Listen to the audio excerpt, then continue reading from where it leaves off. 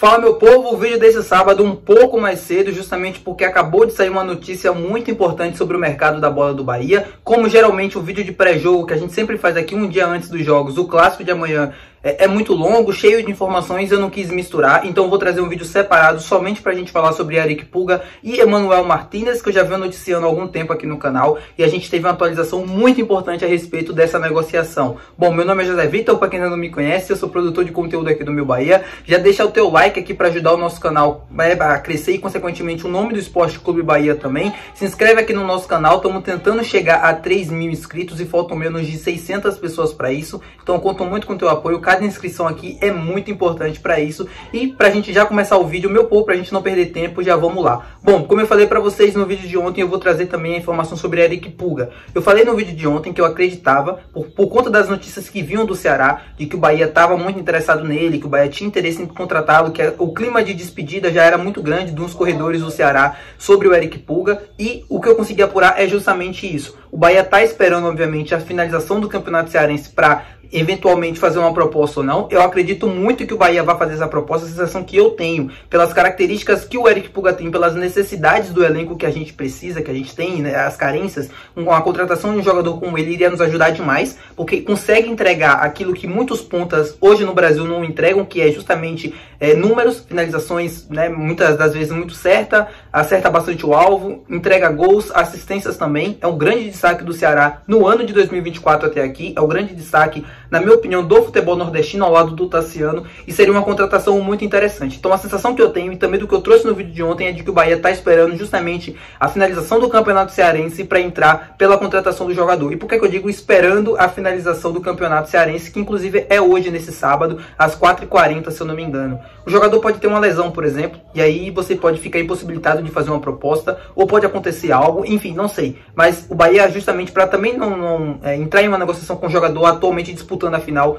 muito provavelmente deve esperar a finalização disso para trazer qualquer tipo de proposta, ou para entrar forte justamente na contratação dele. Mas a expectativa que eu tenho, pelo que eu soube, é que, de fato, sim, o Eric Pulga interessa ao Bahia, e o Bahia espera muito contar com ele para o seguinte da temporada. Vamos ver se isso vai terminar realmente na proposta, como eu trouxe no vídeo de ontem. Espero que sim, acredito também. E como é que vai ser o Eric Pulga na final de hoje contra o Fortaleza? É clássico rei, então vai ser interessante ver o Eric jogando, que, como eu falei antes, é para mim um grande destaque ao lado do Tassiano, do futebol nordestino. Tem muitos números interessantes, números bons para um jogador da posição que ele joga, né, e do jeito que o Ceará joga, por exemplo, muitas das vezes de contra-ataque, e o Eric está conseguindo se destacar, já vinha se destacando bastante no Ferroviário, e no Ceará também não é diferente. Bom, sobre Emanuel Martinez agora, meu povo, como eu falei para vocês já há bastante tempo aqui no canal, o Emanuel Martinez é sim um interesse do Bahia já de há muito tempo, e explicando a situação do jogador até para que todo mundo entenda porque o Bahia tinha interesse nesse jogador. O Emanuel Martinez fez para mim um bom campeonato brasileiro no ano passado com o América Mineiro.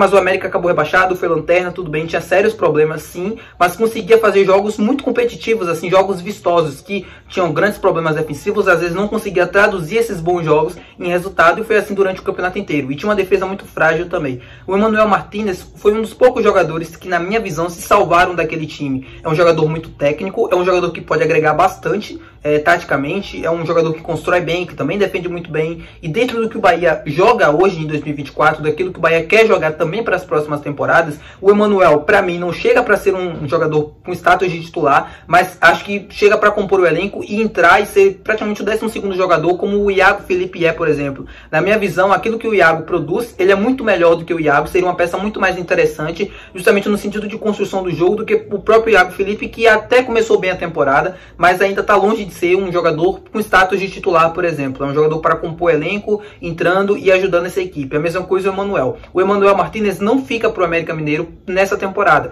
Se eu não me engano, ele não jogou nenhum jogo do Campeonato Mineiro até então. Ele está no mercado, está para ser negociado, e por conta disso muitos clubes estão procurando o jogador. O São Paulo já fez proposta e foi recusada. O Cruzeiro também recentemente fez uma proposta e foi recusada pelo América Mineiro. Essa proposta do Cruzeiro, eu acredito muito que foi recusada justamente pela questão da rivalidade que existe lá em Minas entre o América e Cruzeiro. Acho que por pura birra, e a imprensa mineira também fala sobre isso. O Vasco recentemente também tem interesse, formalizou uma proposta, né, sinalizou consulta e tudo na questão do jogador, e o Fortaleza também tentou a contratação dele por empréstimo, mas com opção de compra no final do período, mas o América também recusou. O América quer vender o jogador e, segundo o Yuri, do canal do Puco, comentarista, né, que eu tenho um enorme carinho aqui, que eu sempre trago também as informações dele, e justamente apurando juntamente com as minhas também, as minhas fontes, trouxe que o Bahia teria sinalizado uma proposta pelo Emanuel Martínez.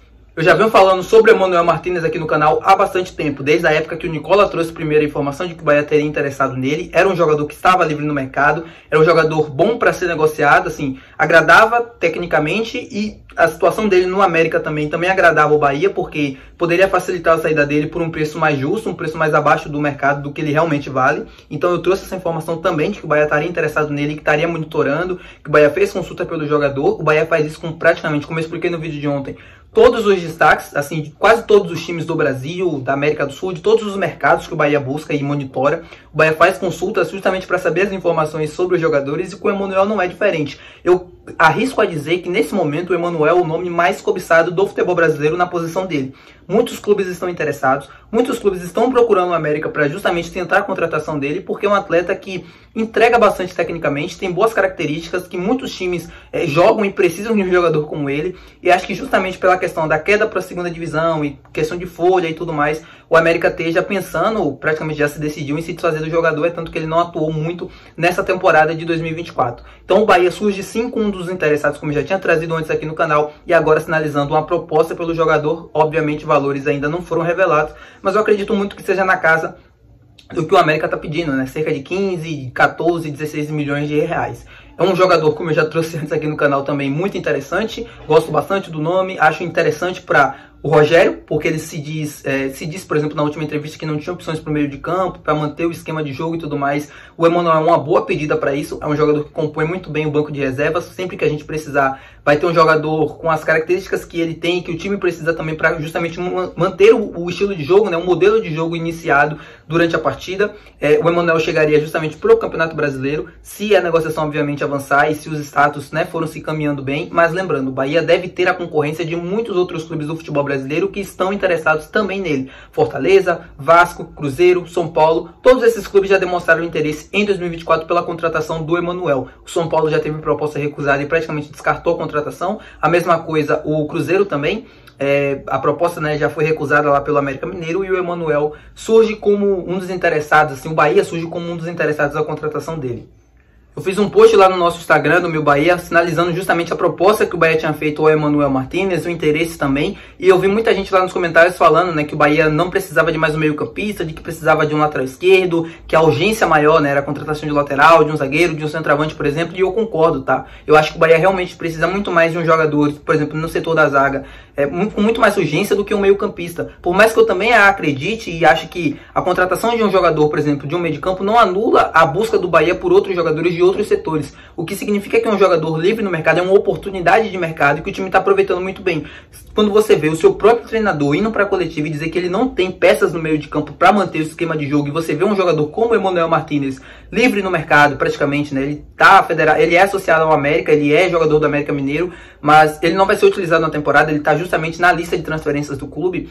Quando você vê uma oportunidade dessa de mercado, você não deixa passar duas vezes. Com valor de mercado acessível, justo, você não deixa passar duas vezes, e eu acho que o Cadu não está errado em buscar essa contratação. Mas é óbvio que a contratação dele, do Emanuel, por exemplo, é muito menos urgente do que a contratação, por exemplo, de um lateral esquerdo, que a gente hoje no elenco não tem nenhum. Ou de um zagueiro, por exemplo, canhoto, que o Bahia só tem um Vitor Cuesta dentro do elenco. É como eu falei para vocês, é muito mais urgente, mas a contratação do Emanuel não anula a busca do Bahia por jogadores desses setores do campo. Eu acredito muito forte de que o Bahia está sim buscando e está atento ao mercado. O Cadu não é uma pessoa, entre aspas, burra, ele sabe muito bem daquilo que a gente precisa, já são anos dentro do Grupo City, por todos os erros que ele já cometeu, e aqui foram muitos, tá? Não quero isentar isso, mas é uma pessoa que eu acredito, o responsável à frente desse projeto. Eu acredito bastante no Cadu, por tudo que ele tem de experiência dentro do Grupo City, por tudo que ele já fez e que deu certo. Foi responsável pela montagem, por exemplo, do elenco campeão do Yokohama Marinos lá no Japão, do Bolivar na Bolívia, do New York City na MLS dos Estados Unidos, na Austrália também, se eu não me engano. O Cadu também foi responsável por algumas peças. Então é um cara competente, na minha visão, para conduzir projetos de sucesso dentro do grupo. Se aqui no Bahia ele não vai cometer erros, aí é outra questão. Ele já cometeu vários erros, Mas como eu falei pra vocês, acredito bastante no Cadu e a contratação de um zagueiro, por exemplo, de um lateral esquerdo, é óbvio que é mais urgente, mas é uma oportunidade de mercado muito boa a contratação do Emmanuel Martinez. Não acho que é um erro do Bahia ir atrás do jogador e ir atrás de mais um volante, por exemplo. Se você puder trazer um zagueiro, um lateral esquerdo, trazer tudo o que precisa de tudo mais urgente nesse momento, mais a contratação do Emmanuel, não acho errado. Como eu falei pra vocês, não chega pra ser titular no meu entendimento. Eu acho que tanto o Jean Lucas, tanto o Caio Alexandre são muito mais jogadores que ele. A mesma coisa os da frente também, o Cauli e o Everton Ribeiro.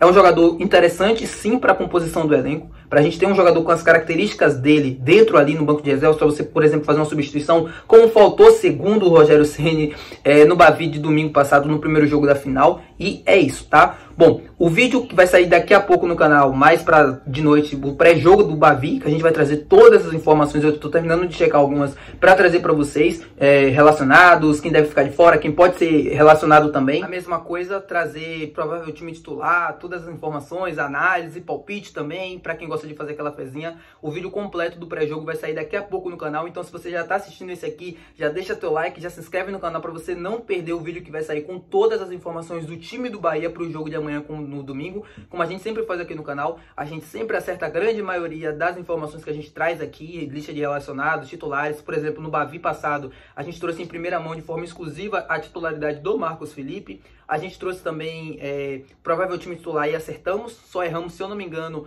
eu falei sobre o Juba, né? E eu acreditava que o Juba poderia jogar como meio campista, trouxe essa possibilidade, mas não coloquei ele no time titular e ele acabou sendo o titular do jogo. Mas, enfim, é isso, meu povo. Espero que vocês tenham gostado, espero que vocês tenham assistido até aqui. E é isso, até o próximo vídeo que deve sair daqui a pouquinho no canal sobre o pré-jogo do Bavi, tá? Um abraço e até daqui a pouco.